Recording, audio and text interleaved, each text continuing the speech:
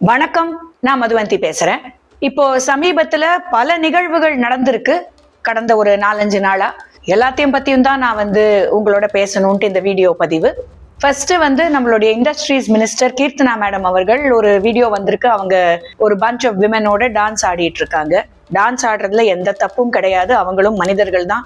Minister ஆயிட்டா dance ஆடக்கூடாதுன்னு எங்க சட்டத்திலயும் எதுலையுமே இல்லை. அதனால அதை நான் கிண்டலா கேலியா சொல்ல மாட்டேன். அவங்க ஜாலியா டான்ஸ் ஆடுறாங்க. நான் என்ன நினைச்சேன், அவங்க டான்ஸ் ஆடுறதே ஓகே, தமிழ்நாட்டுக்கு த்ரூ டிஃப்ரெண்ட் இண்டஸ்ட்ரீஸ் நிறைய பிசினஸ் உள்ள வந்திருக்கு போல இருக்கு, ஸோ அந்த சந்தோஷத்துல டான்ஸ் ஆடுறாங்க அப்படின்னு நான் யோசிச்சேன். கடைசியில பார்த்தா அது ராயல் என்ஃபீல்டா இருக்கட்டும், மசகான் டாக்கா இருக்கட்டும், இல்ல அந்த அட்வான்ஸ் மீடியம் காம்பேட் ஏர்கிராஃப்டா இருக்கட்டும், எல்லா பிசினஸும் பக்கத்து மாநிலத்துக்கு போயிடுச்சு. பக்கத்து மாநிலத்துல உங்களுக்கு ஞாபகம் இருக்கும், மாண்புமிகு திரு நரலோகேஷ் அவர்கள் இவங்களுக்கு வாழ்த்தெல்லாம் தெரிவிச்சாரு. ஏன்னா இவங்க அப்போ ஒரு வீடியோ போட்டாங்க, நான் நிறைய இண்டஸ்ட்ரீஸை தமிழ்நாட்டுக்குள்ள கொண்டு வர போறேன், தமிழ்நாட்டுக்கு ஒரு நல்ல வளர்ச்சியை நான் கொடுக்க போறேன் அப்படின்லாம் சொன்னதுக்கு அவர் வாழ்த்து தெரிவிச்சாரு. கடைசியில பார்த்தா இது எல்லாமே ஆந்திர பிரதேஷ்க்கு போயிடுச்சு.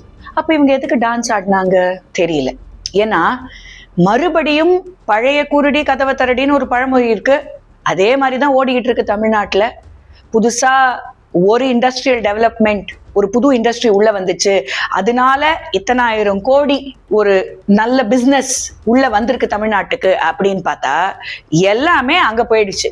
சோ பல்லாயிரம் கோடி வர வேண்டியது அங்க போயிடுச்சு, இங்க எதுவும் இல்லை. இதுதான் நிதர்சனம். அப்புறமா இந்த இண்டி பிளாக் இவங்க நடத்தின இந்த ஆல் பார்ட்டி மீட்டுக்கு தாவேகால இருந்து யாருமே போல இருக்கு.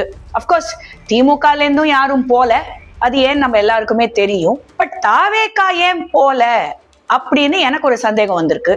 இத பத்தி மாண்புமிகு சட்ட அமைச்சர் திரு நிர்மல்குமார் அவர்களை கேட்டபோது ஆஸ் யூஷுவல் ஒரு கன்ஃபியூஸ்ட் ஆன்சர் ஒன்று வந்தது. நாங்க போவோம், ஆனா இப்போ போல, ஆனா அப்புறம் போவோம், அப்புறம் எல்லாத்தையும் நாங்க ஆராய்ஞ்சு பார்த்துட்டு ஆலோசனை செஞ்சுட்டு அப்புறம் முடிவெடுப்போம். என்ன இருக்கு முடிவெடுக்க? மீட்டிங் நடந்து முடிஞ்சிருச்சு 8ஆம் தேதி ஜூன். அதுக்கு ஒண்ணு போயிருக்கணும், இல்ல போனதுக்கு ரீசன் ஆப்வியஸ்லி தாவேகாவோட கூட்டணியில போஸ்ட் போல் அலையன்ஸ்னு தாவி வந்தது காங்கிரஸ். ஸோ அந்த ஒரு மரியாதைக்காக போயிருக்கணும். போலியா, ஏன் போலங்கிறத தெல்ல தெளிவா சொல்லிடணும், இவ்வளவுதானே. இதுல என்ன இவ்வளோ கன்ஃபியூஷன்? இது as confused as the confused mandate and the confused governance and the confused state of affairs in Tamil Nadu. எல்லாமே ஒரு கன்ஃபியூஷன் தான், அப்படிதான் இருக்கு. ஏன்னா திரு நிர்மல்குமார் அவர்கள் இதோட மட்டும் நிறுத்திக்கல. ஒரு 2-3 நாளைக்கு முன்னாடி ஒரு பிரஸ் மீட் கொடுத்தாங்க. மெயினா தமிழ்நாட்டுல நடந்துகிட்டு இருக்கிற மிக பெரிய பிரச்சனைன்னு பார்த்தா பவர் கட். அது இப்போ வரைக்கும் தீரல. சமீபத்துல பெரம்பூர்ல அவ்வளவு பெரிய ப்ரொடெஸ்ட் நடந்திருக்கு. மாண்புமிகு முதலமைச்சர் திரு சி ஜோசப் விஜய் அவர்களுடைய தொகுதி, அவர் ஜெயிச்ச தொகுதி, அங்கேயே பவர் கட் நடந்து அங்க அவ்வளவு பெரிய போராட்டம், ப்ரொடெஸ்ட், மக்கள்லாம் ரோடுக்கு பெரிய லெவல்ல ப்ரொடெஸ்ட் நடந்தது. அது சமூக வலைதளங்களை வந்ததை நம்ம எல்லாருமே பார்த்தோம். அண்ட் இது நான் ஏற்கனவே என்னுடைய ப்ரீவியஸ் வீடியோஸ்ல சொன்ன மாதிரி 15 வருஷம் பார்க்காத பவர் கட், கிட்டத்தட்ட இந்த 25-30 நாள்ல கண்ணாபின்னான power cut, crazy power cuts, இதை நம்ம பார்த்தாச்சு. இதுக்கு என்ன ரீசன், இதுக்கு என்ன பிரச்சனை, இதுக்கு என்ன சொல்யூஷன் கேட்டா பதில் இல்லை. ஆனா தேவையில்லாத டாபிக்கு மட்டும் தெளிவா பதில் இருக்கு திரு நிர்மல்குமார் அவர்கள் கிட்ட. அது எந்த டாபிக் உங்க எல்லாருக்குமே தெரியும், திருப்பரங்குன்றம். இன்ஃபேக்ட் இருக்கிறதுலே ஹை வோல்டேஜ் பவர்னா அந்த திருப்பரங்குன்றம் தான். நம்ம பார்த்துட்டோம், திருப்பரங்குன்றத்தை தப்பா தொட்டு தப்பான விஷயங்களை செஞ்சதுனால ஒரு ஆளுங்கட்சியே அப்படியே எதிர்கட்சியா மாறிடுச்சு. ஒரு முன்னாள் முதலமைச்சரால அவர் தொகுதியிலேயே ஜெயிக்க முடியல. அந்த அளவுக்கு நான் எப்போதும் சொல்ற மாதிரி இட் இஸ் அ பார்ப்டு வயர்.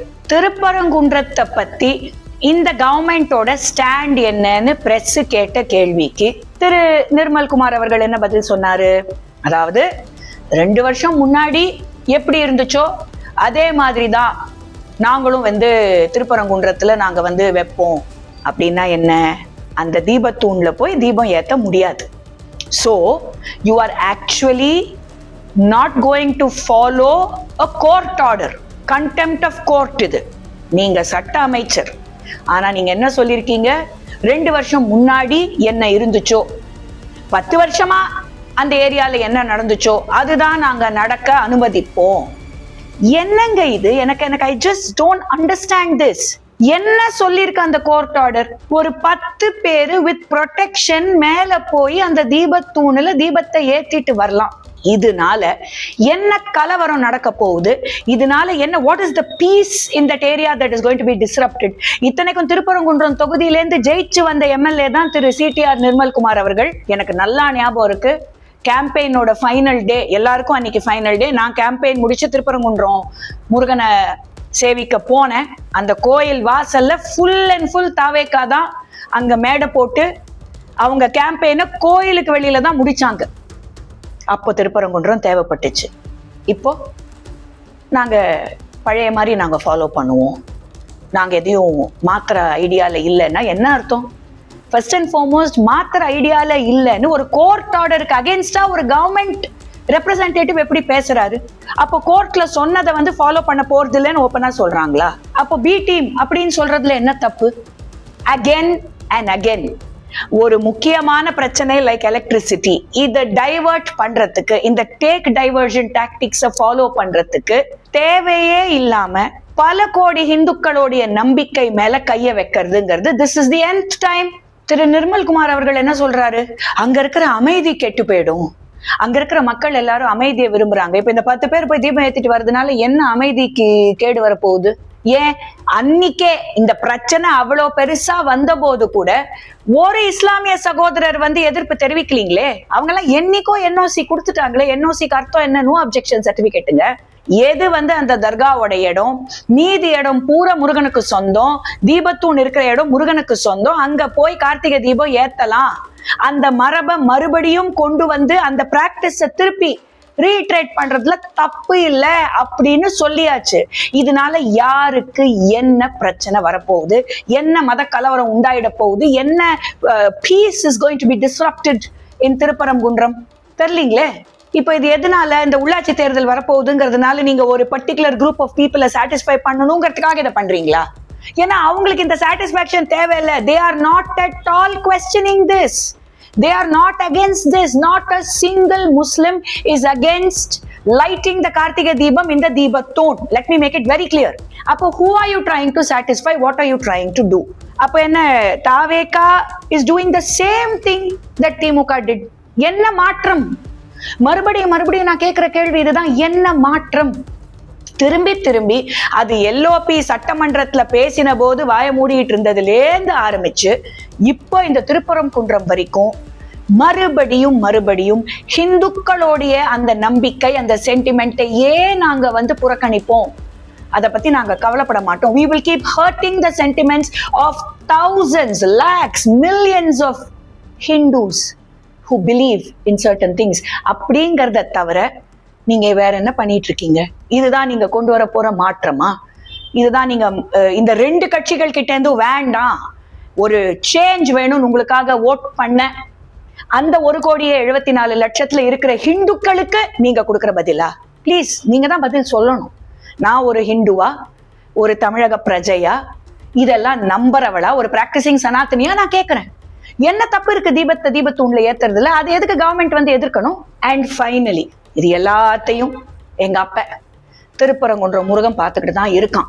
இந்த டாபிக்கை டச் பண்ணதுலேருந்து ஒரு கட்சிக்கு என்ன ஆச்சுங்கிறத தமிழ்நாடே, ஏன் உலகமே பார்த்துச்சு, உலக தமிழர்கள் பார்த்தாங்க, உலகமே பார்த்துச்சு. மறுபடியும் அதே தான் ஆளுங்கட்சிக்கு, அதாவது இப்போ ஆண்டுகிட்டு இருக்கிற கட்சிக்கு நடக்கணும்னு நீங்க எல்லாம் விரும்புறீங்களா? தெரியல. It's not too late. You can still do the needful. ஏன்னா கார்த்திகை இப்போ இல்லை, அதை பத்தி இப்போ எதுக்கு அவர் பேசினாருன்னு முதல்ல எனக்கு தெரியல. ஆனா கார்த்திகை இப்போ இல்லை, நிறைய டைம் இருக்கு. ஆனா இப்பவே அதை பத்தி இவ்வளவு அவசரப்பட்டுக்கிட்டு எதுக்கு பேசணும்? சுதாரிச்சுக்கலாம், தப்பு இல்லை. அதை சுதாரிச்சுக்கிட்டா தாவேக்காக்கு நல்லது.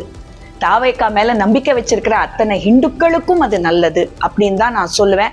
அண்ட் இந்த தருணத்துல இந்த டாபிக்கை பத்தி ஏன் மாண்புமிகு திரு அண்ணாமலை அவர்கள் ஒண்ணுமே சொல்லல அப்படின்னு எனக்கு வியப்பா இருக்கு. ஏன்னா அவரு தான் வந்து அப்போ பாஜகல இருந்த போது, இந்த சர்ச்சை வந்த போது முதல்ல குரல் எழுப்பியதே அவர் தான்.